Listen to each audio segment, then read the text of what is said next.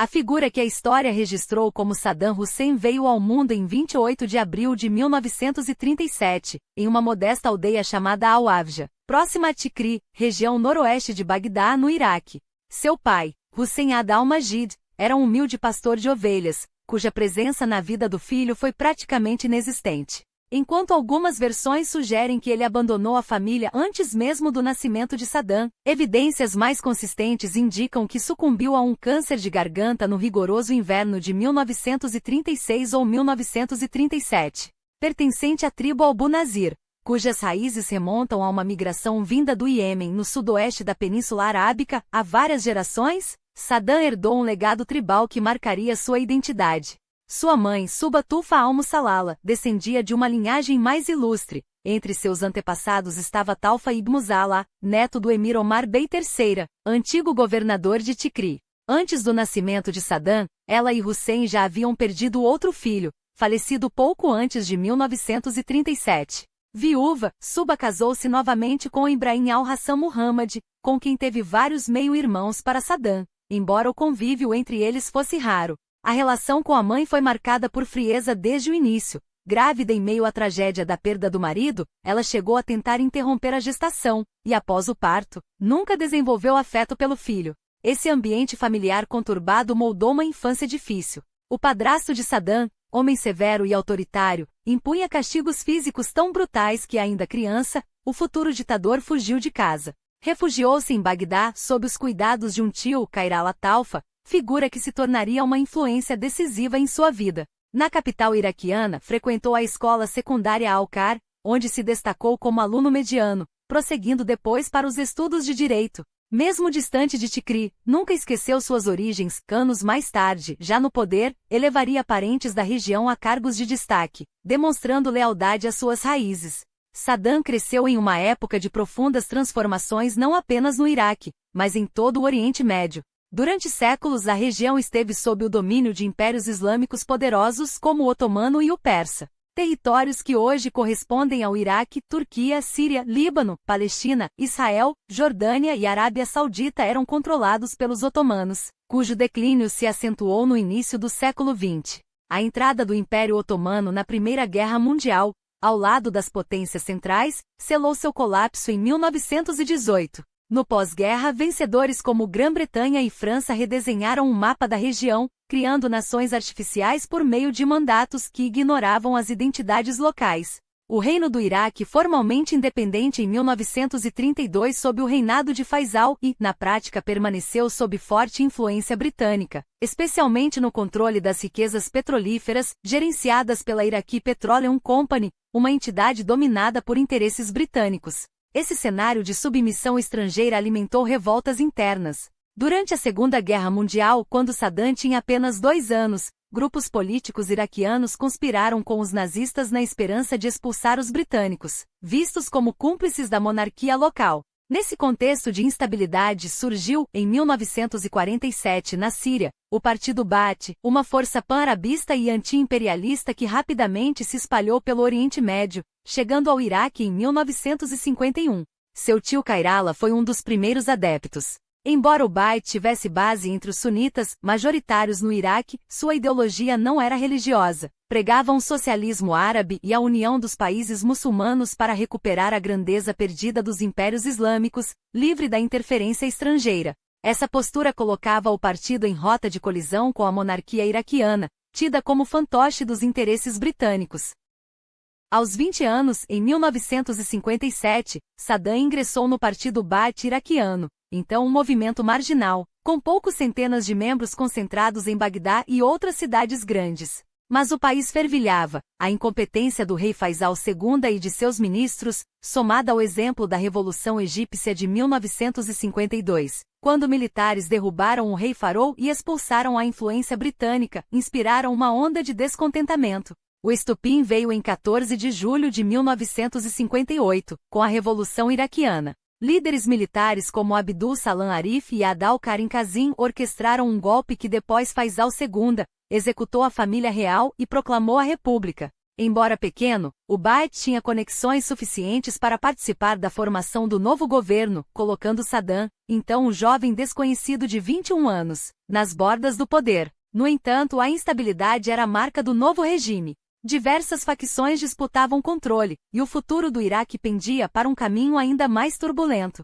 Mas o poder no Iraque não era um trono vazio à espera de um único pretendente. Era um ringue onde facções rivais se digladiavam com unhas e dentes, cada uma disposta a aniquilar a outra para impor sua visão de nação. O Partido Comunista Iraquiano, com sua base operária e retórica inflamada, surgiu como o inimigo número 1 dos baatistas, enquanto o próprio Kazim, o homem que havia derrubado a monarquia com as próprias mãos, recusava-se a submeter o Iraque à República Árabe Unida, o projeto pan-arabista liderado por Nasser no Egito. Para os baatistas, essa recusa era uma traição imperdoável. Se o Iraque não se uniria ao sonho árabe por vontade, que fosse por força. E foi assim que Saddam, então um jovem militante de 22 anos com mais ambição do que experiência, recebeu sua primeira missão de alto risco: matar Kazim. O plano era simples em sua brutalidade: emboscar o líder em pleno centro de Bagdá, na movimentada Rua Al-Rashid, e executá-lo a tiros. No dia 7 de outubro de 1959, quando o carro de Kazim passou pelo local combinado, Saddam e seus comparsas abriram fogo. 2 balas atingiram o alvo, uma no braço, outra no ombro, mas o homem que havia sobrevivido a golpes de Estado não cairia por um ataque amador. Kazim escapou com vida enquanto Saddam, ferido na perna pela segurança do líder, conseguiu fugir do caos que se seguiu. O fracasso foi retumbante. A repressão que se abateu sobre os conspiradores forçou Saddam a fugir para a Síria, onde se refugiou entre os quadros do partido Baath local. Enquanto isso, em Bagdá, os tribunais revolucionários de Kazim encenavam julgamentos espetaculares, condenando os envolvidos na tentativa de assassinato. Por um tempo Saddam desapareceu do radar, reaparecendo no Cairo, onde retoma, sem nunca concluir, seus estudos de direito. Mas o exílio não era um castigo para um homem como ele. Era uma espera estratégica. E a história, como sempre, não demoraria a lhe dar uma segunda chance. Em 1963, o Oriente Médio tremia com 2 revoluções quase simultâneas. Primeiro, em fevereiro, a Síria caiu nas mãos dos baatistas após um golpe militar relâmpago. Um dos oficiais envolvidos, um certo Hafez al-Assad, ainda desconhecido, ascenderia anos depois para transformar a família Assad em uma dinastia que domina a Síria até hoje. Poucas semanas depois, foi a vez do Iraque. A Revolução do Ramadã, orquestrada por oficiais baatistas dentro do exército, derrubou Kazim, o mesmo homem que Saddam tentará matar 4 anos antes. Dessa vez não houve erros, o líder foi executado sumariamente e o Baath assumiu o controle de Bagdá. Mas o triunfo durou pouco. Em novembro do mesmo ano, Abdul Salam Arif, um dos heróis da Revolução de 1958 e ex-aliado de Kazim, deu um golpe dentro do golpe. Os baatistas foram expulsos do poder, e Saddam, que havia retornado ao Iraque após a vitória de fevereiro, viu-se mais uma vez na mira do regime. Acusado de pertencer a um partido proibido e de conspirar contra Arif, foi preso em 1964 e condenado a anos de prisão. As acusações não paravam por aí, suspeitava-se que ele tramava outro assassinato, desta vez contra o próprio Arif. Se dependesse das autoridades, Saddam apodreceria atrás das grades. Mas o destino, ou sua própria astúcia, tinha outros planos. Em 1966, após apenas 2 anos de encarceração, ele escapou da prisão. Não como um fugitivo desesperado, mas como um homem que já enxergava além das grades. Com quase 30 anos, Saddam emergiu das sombras não como um mero militante, mas como um estrategista. O partido Baath, embora enfraquecido, ainda pulsava nas clandestinidades de Bagdá, e ele soube aproveitar o vácuo de liderança. Rapidamente foi nomeado comandante regional, um posto que lhe permitiu reconstruir a estrutura partidária em meio a divisões internas. Alguns baatistas defendiam uma aliança mais estreita com a União Soviética e os regimes marxistas, outros, como Saddam, viam nesse caminho uma ameaça à soberania árabe. Ele não era apenas um organizador habilidoso, era um pragmático que entendia que o poder se constrói com lealdades inquebráveis e inimigos eliminados. Enquanto consolidava sua posição no partido, sua vida pessoal seguia um script igualmente calculado. Em 1963, pouco depois de voltar do Egito, casou-se com Sajida Talfa, sua prima em primeiro grau, numa união arranjada que cimentava alianças familiares. O casamento não foi apenas um acordo político. Nos anos seguintes, Sagida lhe daria 5 filhos, Uday, Qusay, Hagad, Hana e Ala, herdeiros de um legado que ainda estava por ser escrito. Mais tarde, Saddam se casaria novamente, desta vez com Samira Shabandar, em 1986, e rumores persistiram sobre outras uniões não oficiais. Mas foi sua primeira família que moldou sua imagem pública, a do pai devotado, um homem que, apesar de ordenar massacres e usar armas químicas contra seu próprio povo, era capaz de chorar pela morte de um filho ou distribuir esmolas aos pobres. Essa dualidade, o carrasco e o protetor, o tirano e o patriarca, tornaria sua figura ainda mais enigmática e, para muitos, aterradora. O verdadeiro ponto de virada, porém, chegaria em 17 de julho de 1968. O Oriente Médio ainda tremia com as consequências da Guerra dos 6 Dias, em que Israel esmagara as forças árabes em menos de uma semana. A derrota humilhante, somada ao crescente alinhamento do governo iraquiano com os Estados Unidos, inflamou os ânimos dos baatistas. Era hora de agir, e desta vez não haveria espaço para erros. Num golpe quase sem derramamento de sangue, militares e baatistas tomaram o palácio presidencial em Bagdá. Ahmed Hassan al-Bakr, primo de Saddam, foi entronizado como presidente, enquanto o próprio Saddam assumia a vice-presidência, um posto que, na prática, já o tornava o segundo homem mais poderoso do Iraque. Sua primeira missão? Limpar o partido de qualquer dissidência. Os que se opunham à linha dura de al-Bakr foram purgados sem piedade. Não era mais um jovem idealista com uma pistola na mão. Era um arquiteto de poder, e o Iraque estava prestes a se tornar sua obra-prima. Nos anos seguintes, Saddam provaria que não bastava tomar o poder. Era preciso transformá-lo em algo indestrutível. E para isso ele tinha um plano. Mas o verdadeiro golpe de mestre de Saddam não veio apenas da astúcia política ou da brutalidade calculada. Veio de um alinhamento perfeito entre sorte, timing e uma visão implacável. Quando a Guerra do Yom Kippur explodiu em 1973 e o mundo árabe uniu forças contra Israel, o preço do petróleo disparou como um foguete, de míseros $3 por barril para mais de $12 em questão de meses. E quem estava lá com as mãos firmemente no leme da nacionalização do petróleo iraquiano, senão o próprio Saddam? Não foi coincidência. Foi estratégia pura. Com os cofres do Estado transbordando de petrodólares, o Iraque de Saddam não apenas enriqueceu, ele se transformou. Em menos de uma década, o país que antes lutava contra o analfabetismo e a pobreza rural tornou-se o farol do mundo árabe, com padrões de vida que faziam inveja até aos Emirados mais ricos. Escolas brotaram como cogumelos após a chuva, e a taxa de alfabetização disparou, não apenas entre os homens, mas também entre as mulheres, algo quase revolucionário para a região.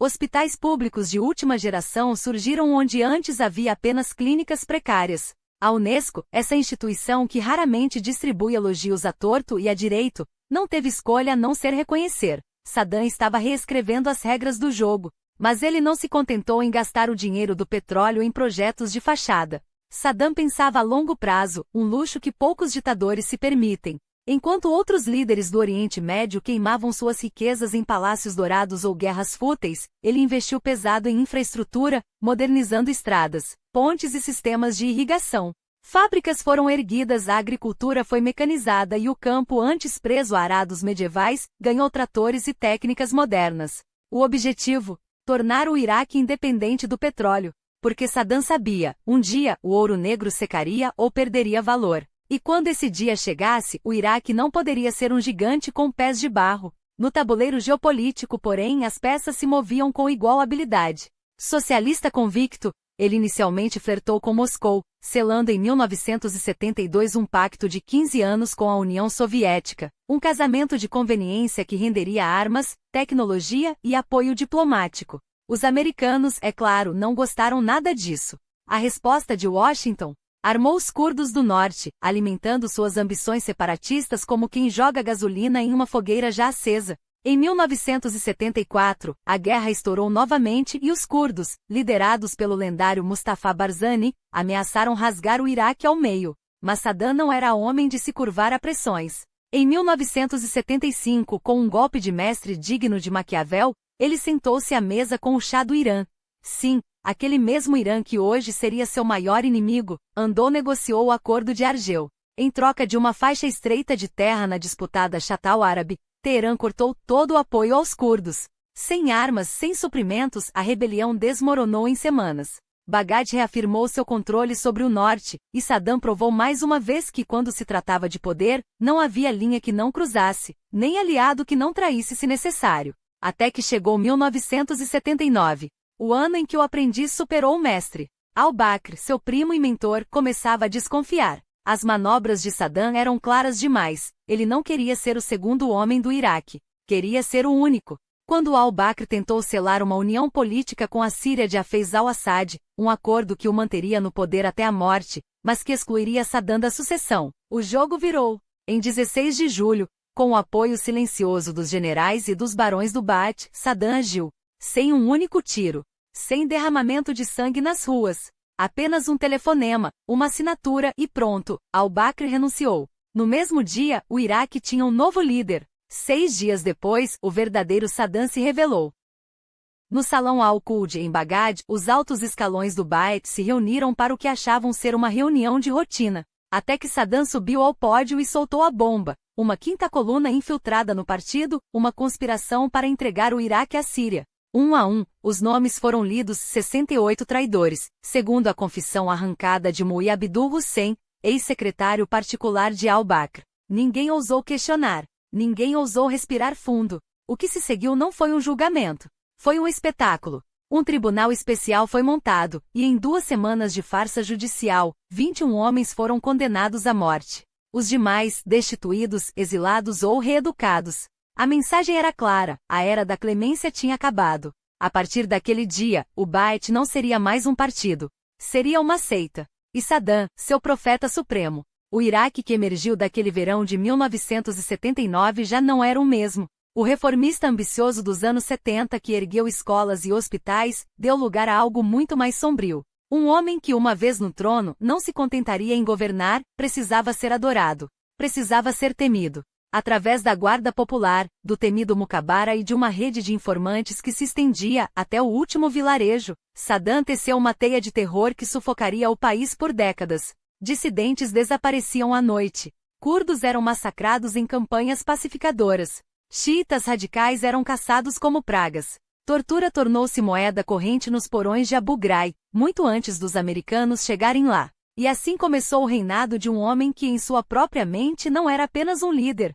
Era a encarnação da nação. Um deus com uniforme militar. Um tirano que por 24 anos, faria do Iraque seu império pessoal, onde a lealdade se media em sangue e a traição se pagava com a vida. Para lançar sua próxima campanha de terror, desta vez, não contra um inimigo externo, mas contra seu próprio povo. Enquanto o mundo ainda digeria os horrores de um conflito que ceifara 1 milhão de vidas, o ditador iraquiano já planejava seu próximo banho de sangue. E o alvo? Os curdos do norte do Iraque, um povo que em sua busca por autonomia, ousara desafiar a autoridade absoluta de Bagdá. A Operação Anfal, um termo árabe que evoca os saques e massacres dos primeiros séculos do Islã, não foi uma guerra. Foi um extermínio sistemático, meticulosamente orquestrado para apagar do mapa não apenas vidas, mas uma identidade inteira. Entre fevereiro e setembro de 1988, enquanto o mundo celebrava o fim da guerra com o Irã, Saddam deslocou divisões inteiras do exército, a Guarda Republicana e os esquadrões da morte da Mukhabara para a região curda.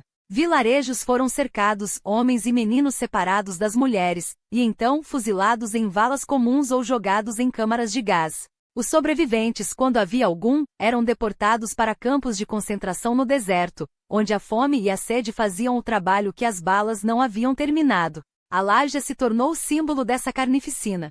Em 16 de março de 1988, aviões iraquianos despejaram um coquetel de gás mostarda, sarin e agentes nervosos sobre a cidade, transformando ruas em cemitérios abertos. Corpos se contorciam em agonia, crianças sufocavam nos braços das mães e o ar, aquele mesmo ar que deveria ser direito de todos, virou uma arma. Estimativas falam em 5.000 mortos em poucas horas, mas os números reais jamais serão conhecidos, porque Saddam não deixava testemunhas. E enquanto os corpos ainda apodreciam sob o sol curdo, Bagdá negava tudo. A mídia estatal chamava as vítimas de traidores, e os gases de fumaça de batalha. O mundo, distraído pela queda do Muro de Berlim e pelo fim da Guerra Fria, preferiu acreditar, ou fingir que não via.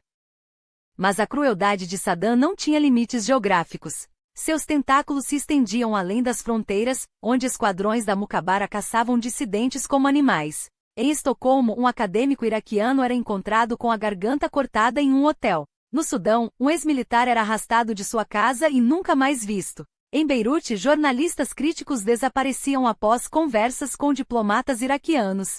O ditador havia tornado o exílio uma sentença de morte. Não havia escapatória. E enquanto o sangue secava nas ruas de Halabja, Saddam trabalhava para imortalizar seu culto. Não bastava governar. Era preciso ser adorado. O Iraque se transformou em um altar dedicado à sua própria imagem. Estátuas de bronze erguidas em praças públicas o retratavam como um novo Nabucodonosor, herdeiro dos impérios mesopotâmicos. Seu rosto estampava cada cédula, cada mural, cada cartaz nas escolas, onde crianças eram obrigadas a recitar hinos à sua grandeza. Arqueólogos, sob ameaça, inscreviam seu nome em ruínas milenares, como se ele pudesse roubar a glória de civilizações que há muito haviam caído. As eleições? Farsas grotescas. Em 1995 e 2002, o líder supremo recebeu 99,96% dos votos, um número tão absurdo que só poderia ser real no delírio de um tirano.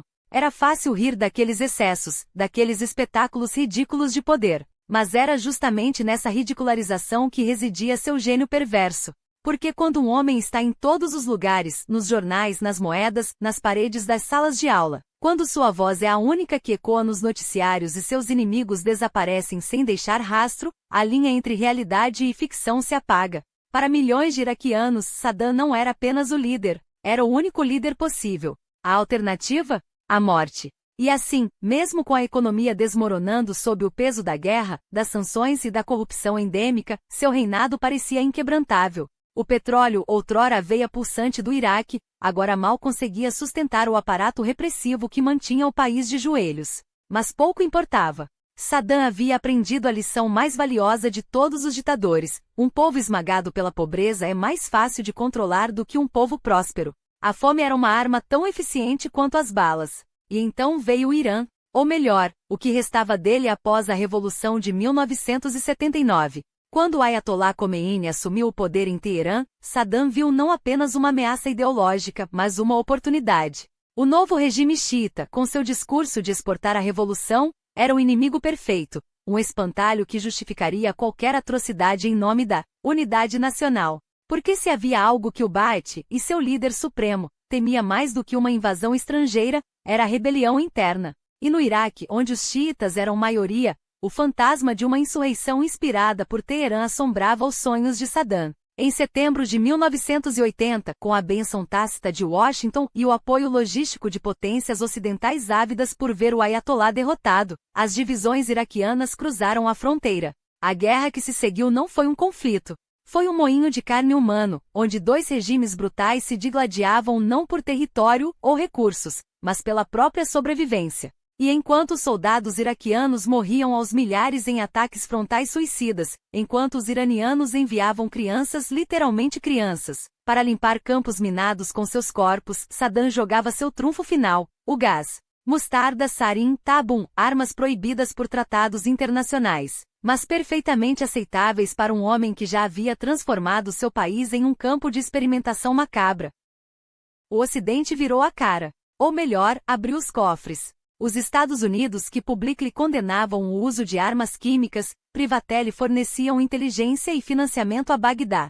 Não por amor a Saddam, mas por ódio a Khomeini. Em 1988, quando o Ayatollah, exausto, finalmente aceitou um cessar-fogo, o Iraque estava em ruínas, mas Saddam saía vitorioso no único aspecto que importava: ele ainda estava no poder. E um ditador que sobrevive a uma guerra de 8 anos, a sanções, a revoltas internas e a condenação internacional não é apenas sortudo, é implacável. Mas a paz, para Saddam, nunca foi uma opção. Era apenas o intervalo entre uma carnificina e outra. E enquanto o mundo comemorava o fim de um conflito, ele já afiava as facas para a próxima. E então, como se a sede de sangue não tivesse limites, Saddam voltou suas garras contra um povo que já conhecia bem a dor de ser apátrida, os curdos.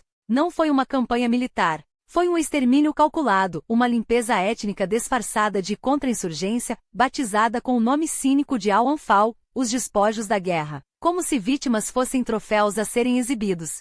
Entre fevereiro e outubro de 1988, o norte do Iraque se transformou em um campo de experimentação para a crueldade humana. Aldeias inteiras foram varridas do mapa por bombardeios químicos, fuzilamentos em massa e deportações forçadas. Estima-se que entre 50 mil e 100 mil curdos tenham sido assassinados, homens, mulheres, crianças, enquanto outros tantos foram arrastados para campos de concentração ou obrigados a abandonar suas terras em uma arabização imposta à força. Não era guerra. Era genocídio, executado com a frieza de um carrasco que assina sentenças de morte com um sorriso. Mas a sede de poder de Saddam não conhecia saciedade. Mal havia terminado de enterrar os corpos dos curdos, já mirava seu próximo alvo, Kuwait. O pequeno emirado, rico em petróleo e vulnerável, havia se tornado um espinho em sua garganta. Durante a guerra contra o Irã, o Iraque acumulara dívidas bilionárias com seu vizinho do sul, dívidas que, na visão distorcida de Saddam, poderiam ser apagadas com um golpe de caneta sobre um mapa. Para piorar, Kuwait insistia em inundar o mercado com petróleo barato, afogando a economia iraquiana já asfixiada. E então, como se a história precisasse de mais um capítulo de arrogância, em 2 de agosto de 1990, as divisões blindadas de Saddam cruzaram a fronteira. Não foi uma invasão. Foi um sequestro à luz do dia. Kuwait não tinha chance. Seu exército era uma piada diante da 4ª maior força militar do mundo, inflada por uma década de guerra. Em 24 horas, o país deixou de existir, pelo menos nos papéis de Saddam, que o declarou a 19ª província do Iraque, com a mesma naturalidade com que um ladrão assina um recibo falso. As dívidas foram perdoadas, os poços de petróleo confiscados. E o ditador, convencido de que o Ocidente, ainda grato por seu papel contra o Irã, fecharia os olhos. Enganou-se. Dessa vez, o mundo não olharia para o outro lado. A resposta veio como um raio. Em questão de dias, os Estados Unidos e seus aliados, agora senhores absolutos de um mundo pós-Guerra Fria, impuseram sanções esmagadoras. Um bloqueio naval estrangulou o Iraque, cortando sua única veia de sobrevivência, o petróleo. Margaret Thatcher, com sua voz de aço, pressionou George H.W. Bush a não ceder. Saddam, em um jogo perigoso, tentou barganhar. Retiraria suas tropas de Kuwait se o mundo resolvesse, de uma vez, a questão palestina. Sabia que era um blefe. Washington não negociaria com o chantagista. E quando, em agosto, ele sequestrou estrangeiros, exibindo reféns ocidentais na TV como peões de seu teatro macabro, selou seu destino. A tempestade se formou no deserto. Por meses, os Estados Unidos e uma coalizão de 35 nações planejaram a vingança. A Arábia Saudita, aterrorizada com a sombra iraquiana à sua porta, abriu suas bases. Em 16 de janeiro de 1991, o céu sobre Bagdá se iluminou com os mísseis da Operação Tempestade no deserto. Por 43 dias, aviões aliados reduziram o Iraque a escombros. Quando as tropas terrestres avançaram em fevereiro, Saddam, em um último acesso de fúria, ordenou que os poços de petróleo de Kuwait fossem incendiados. Mais de 600 torres jorraram chamas que engoliram o horizonte, transformando o dia em noite e envenenando o ar com uma névoa tóxica. O sol, antes implacável sobre o deserto, agora mal conseguia furar a cortina de fumaça. Mas nem mesmo o fogo poderia salvar Saddam. Em 28 de fevereiro, suas forças foram expulsas de Kuwait, humilhadas, dizimadas. Os aliados poderiam ter marchado até Bagdá. Poderiam ter derrubado o ditador ali mesmo. Mas Bush pai, cauteloso, freou o avanço. Não é nossa missão, declarou. O Iraque sangrava, mas Saddam permanecia de pé por enquanto. As sanções que se seguiram foram tão brutais quanto a guerra. O embargo ao petróleo asfixiou a economia, os programas de armas foram desmantelados e o Oil for Food, uma esmola disfarçada de ajuda humanitária, só serviu para prolongar a agonia de um povo já reduzido à miséria. Quando o século XX chegou ao fim, o Iraque de Saddam era uma sombra do que fora. Salários evaporados, crianças morrendo de doenças curáveis, um país que, sob sua mão de ferro, retrocedera meio século em poucos anos. E mesmo assim, ele ainda sorria. Porque para um homem como Saddam, o poder não se mede em riqueza ou bem-estar, mede-se em sobrevivência. E contra todas as probabilidades, ele ainda respirava. O Iraque que emergiu da Guerra do Golfo não era um país derrotado, era um regime mais implacável do que nunca.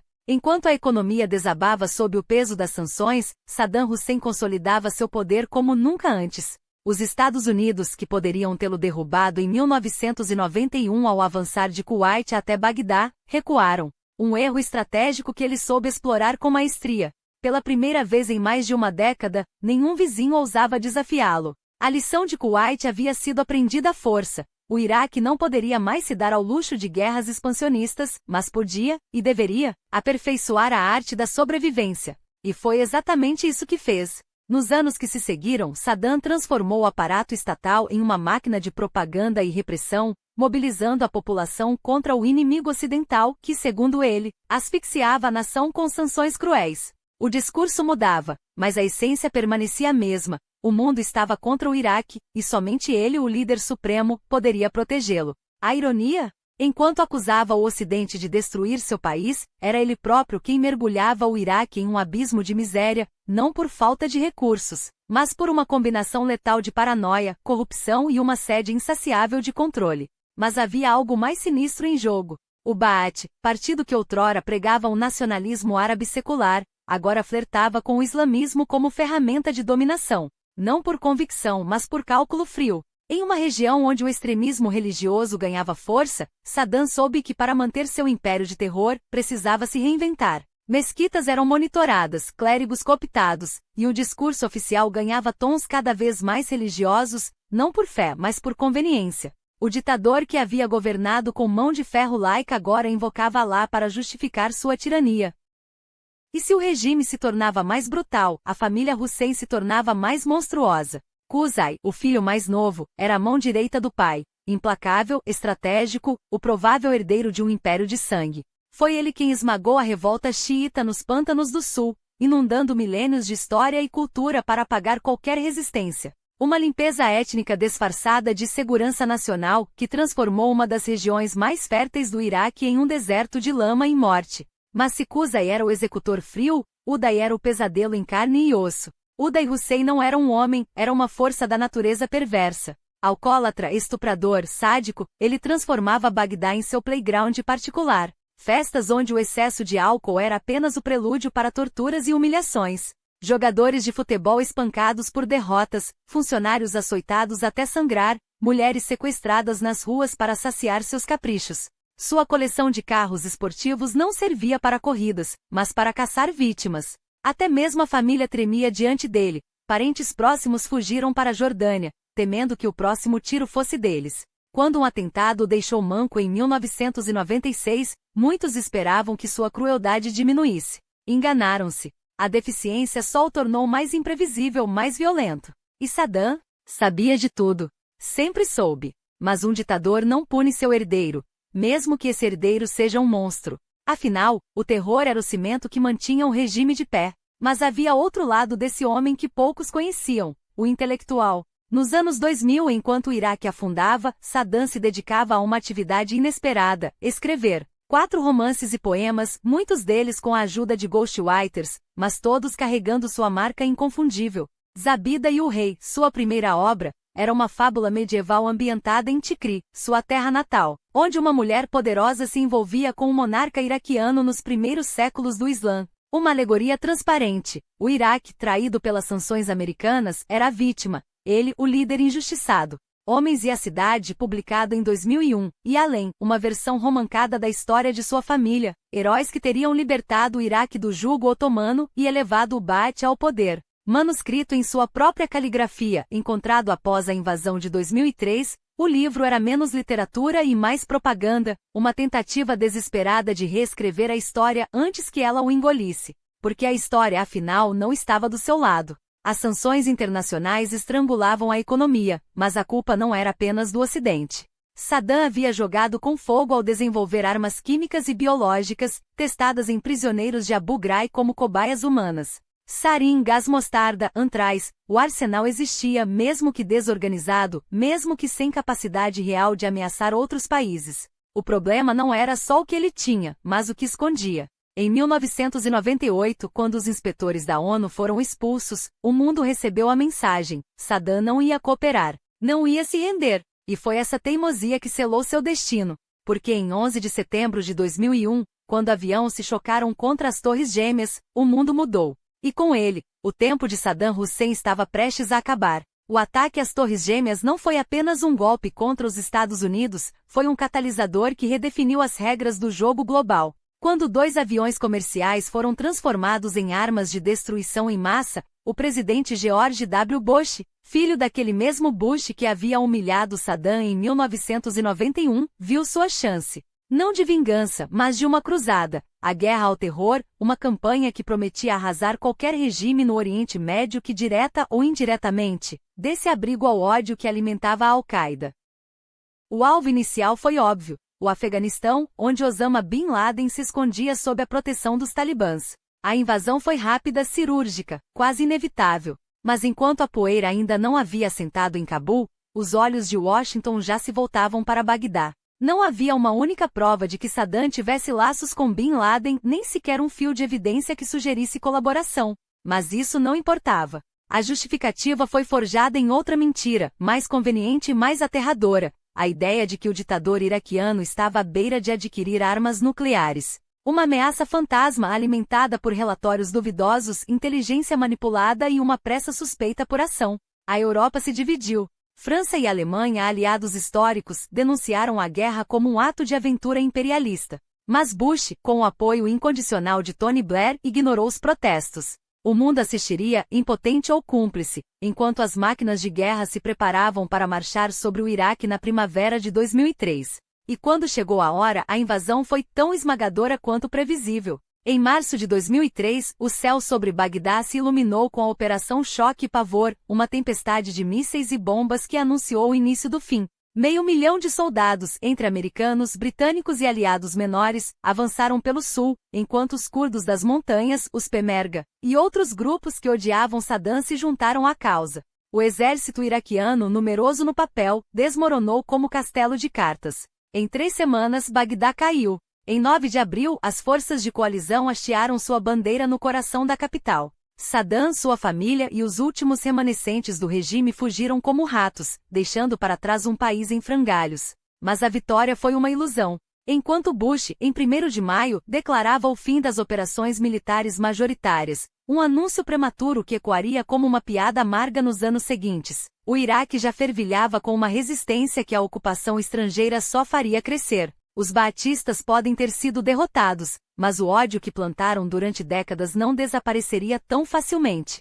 E enquanto os americanos se instalavam como senhores de uma terra que não entendiam, Saddam, o homem que por 24 anos havia governado com punho de ferro, se tornava um fantasma. Os Estados Unidos, em um gesto quase teatral, distribuíram baralhos entre suas tropas. Cada carta mostrava o rosto de um dos 52 iraquianos mais procurados. Saddam era o as de espadas, seus filhos Uday e Qusay, os as de copas e ouros. Os 2 últimos não durariam muito. Em julho de 2003, cercados em Mossul, tentaram fugir para a Síria, mas balas americanas os alcançaram primeiro. Já o ditador esconder-se-ia onde menos se esperava, não em palácios ou bunqueros luxuosos, mas em um buraco no chão, como um animal acossado. Por 8 meses, enquanto o maior cerco da história se fechava ao seu redor, Saddam sobreviveu na região de Tikrit, sua terra natal, até que um informante, um antigo aliado, traído pelo medo ou pelo dinheiro, entregou seu paradeiro. Em 13 de dezembro de 2003, soldados americanos o arrastaram de seu esconderijo sujo, barbudo, desorientado, uma sombra do homem que já fora temido. 4 dias antes de sua captura, os americanos já haviam criado o Tribunal Especial Iraquiano, um tribunal feito sob medida para julgar os crimes do regime. Agora era a vez de Saddam enfrentar a justiça, ou o que dela restava. Transferido para Camp Cropper, em Bagdá, ele aguardaria seu julgamento ao lado de outros baatistas, em uma cela que pela primeira vez em décadas não lhe pertencia. Quando o processo finalmente começou, em outubro de 2005, o ditador recusou-se a reconhecer a legitimidade da corte. Para ele, aquilo não passava de um teatro montado pelos invasores, um julgamento de fachada. Acusou tortura. Exigiu respeito. Chegou a fazer greve de fome. Nada adiantou. As provas de seus crimes, massacres, genocídio contra os curdos, execuções sumárias, eram esmagadoras. Em 5 de novembro de 2006, depois de um ano de farsa processual, o veredicto foi inevitável: culpado. A sentença: morte por enforcamento. Os advogados recorreram. O tribunal rejeitou. 30 dias. Esse era o prazo para que a corda se apertasse em torno do pescoço do homem que já havia mandado milhares para a forca. Nos dias finais, Saddam surpreendeu até seus carcereiros. Os soldados da 551ª Companhia de Polícia Militar, encarregados de vigiar o prisioneiro mais famoso do mundo, contaram histórias que soavam como absurdas. O ditador que outrora ordenava execuções ao amanhecer agora passava as manhãs regando um pequeno jardim, pedindo omeletes perfeitas e devolvendo-as se o ovo rasgasse ao sair da frigideira, ou pedalando uma bicicleta ergométrica que insistia em chamar de meu pônei. Entre uma sessão de exercícios e outra, ouvia Mary J. Blige e contava anedotas de seu reinado, como se ainda fosse o dono daqueles homens, daquela terra, daquele destino, até que chegou 30 de dezembro de 2006. Naquele dia, no campo da justiça em Bagdá, a corda se esticou. E com ela, encerrou-se não apenas a vida de um tirano, mas uma era de terror que ele mesmo havia construído. Enquanto seu corpo balançava no ar, parte do Iraque comemorou. Outros, porém, souberam que aquela não era uma vitória, era apenas o início de algo muito pior. Porque quando um ditador cai, o vazio que deixa para trás raramente se preenche com ordem. E o que veio depois não foi paz, mas o caos em sua forma mais pura. Saddam passou suas últimas horas com um jantar simples, frango com arroz, água quente e mel. Um pedido derradeiro, ser fuzilado como um soldado lhe foi negado. Seu corpo, devidamente entregue à terra que um dia dominou, foi enterrado em Tikrit entre os seus, como se a história pudesse ser tão fácil de enterrar quanto um cadáver. Mas a história, como ele bem sabia, não se dobra a desejos. Os arquitetos da guerra no Ocidente sonhavam alto. Com a forca de Saddam e o desmonte do regime baatista, o Iraque renasceria como uma democracia próspera, um farol de liberdade no Oriente Médio. Que ilusão! Enquanto o ditador apodrecia na prisão, aguardando seu julgamento, o país já desabava. As eleições de 2005, as primeiras legítimas em décadas, foram celebradas como um triunfo. Mas enquanto as urnas eram contadas, as ruas ardiam. Muqtada al-Sadr e seus milicianos transformavam bairros em feudos e Bagdá, outrora joia dos califas, virava um campo de batalha onde a lei era ditada pelo cano de um fuzil. Os americanos, cercados em sua Green Zone, viviam em uma bolha de concreto e aço, o único pedaço do Iraque onde ainda podiam fingir estar no controle. Em 2006, quando Saddam foi enforcado, seus próprios soldados admitiam em relatórios sigilosos. Grande parte do país já havia escapado de suas mãos. O surto de tropas em 2007 comprou tempo, mas não mudou o destino. Quando as últimas unidades americanas deixaram o Iraque em 2011, levaram consigo a ilusão de missão cumprida, e deixaram para trás um barril de pólvora. O vácuo que Saddam deixou não foi preenchido por instituições, mas por monstros ainda mais vorazes. O Estado Islâmico ergueu sua bandeira negra sobre Mossul e Raqqa, impondo um reinado de terror que fazia o baatismo parecer quase civilizado em comparação. Hoje, mais de uma década depois da libertação, o Iraque ainda se debate entre protestos sangrentos, governos frágeis e a sombra constante de uma nova guerra civil. A semente do caos que Saddam plantou com suas purgações, suas guerras e seu culto à violência, germinou em algo que nem mesmo ele, em seus piores pesadelos, poderia ter imaginado. E no entanto é inegável, Saddam Hussein foi um dos tiranos mais brutais do século XX. Não um ideólogo como Stalin ou Mao, nem um fanático como Hitler, mas algo talvez ainda mais perigoso, um oportunista sem escrúpulos que transformou o baatismo, originalmente um movimento com pretensões pan-arabistas e socialistas, em um instrumento de poder pessoal. Nos anos 1970, ele consolidou seu domínio com purgações sangrentas. Nos 1980, afogou o Irã e seu próprio povo em uma guerra que deixou centenas de milhares de mortos e cicatrizes de gás mostarda em corpos curdos. Depois veio Kuwait, os sanções que esmagaram uma geração, e o reinado de terror de seus filhos, Uda e Qusay, cujas atrocidades faziam até os mais endurecidos oficiais do regime baixarem os olhos. Quando as tropas americanas invadiram em 2003, muitos questionaram as reais intenções por trás da guerra petróleo, geopolítica, vingança. Mas uma coisa é certa, o mundo se livrou de um carrasco. A pergunta que fica não é se Saddam merecia a forca, mas se o preço pago por sua queda, um Iraque dilacerado, um Oriente Médio ainda mais instável, e uma geração que só conheceu a guerra valeu a pena. E você? Acha que Saddam pertence ao panteão dos grandes monstros da história, ao lado de Hitler e Stalin? Ou sua crueldade foi apenas mais um capítulo em um livro já manchado de sangue? Deixe sua opinião. Enquanto isso, lembre-se, a história não julga apenas os tiranos que caem. Julga também aqueles que acreditam que depois deles tudo será diferente.